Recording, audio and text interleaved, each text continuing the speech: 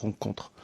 Je suis pas d'accord avec vous, monsieur le rapporteur, quand vous dites qu'on peut séparer le politique du judiciaire. Et d'ailleurs, l'opposition sénégalaise, très inquiète sur les dérives actuelles du président Macky Sall, qui risquent de s'aggraver, puisqu'on sait très bien qu'il envisage de faire un 3e mandat, nous supplie de ne pas mettre en œuvre ce texte en l'état.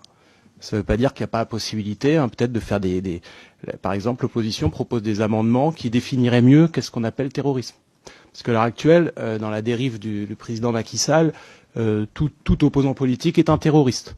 Alors j'entends ce que vous dites quand ça restera la liberté du juge français, mais enfin, en attendant, si la situation est déjà aussi confuse au départ, il y a tout lieu de s'inquiéter sur la manière dont vont s'opérer les extraditions. Amnesty alerte également sur le caractère extrêmement extensif de la définition du terrorisme qui s'applique actuellement de plus en plus au Sénégal.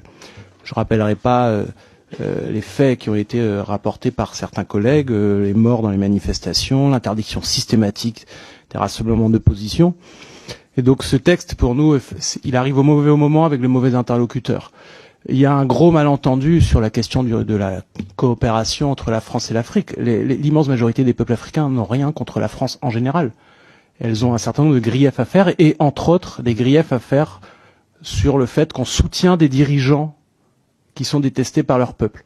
Et au Sénégal, les vagues de violences anti-françaises que je dénonce, alimentées par des gens, entre autres, comme Kémy Séba, etc., elles ont, si vous regardez bien la chronologie, elles ont eu lieu au moment où la France donnait, à tort ou à raison, l'impression de soutenir Macky Sall face à une opposition qui, à mon avis, est majoritaire dans le pays. Donc c'est d'ailleurs pour ça que même le déplacement de Le Pen ne change rien à l'affaire.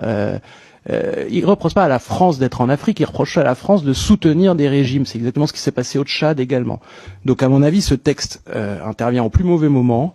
Il ne comprend pas les bons termes, et c'est d'ailleurs pour ça que nous avons demandé, nous, de le sortir de la procédure simplifiée, parce qu'il est important que, à travers ce texte, on ait un vrai débat sur qu'est-ce que c'est la coopération entre la France et les pays africains.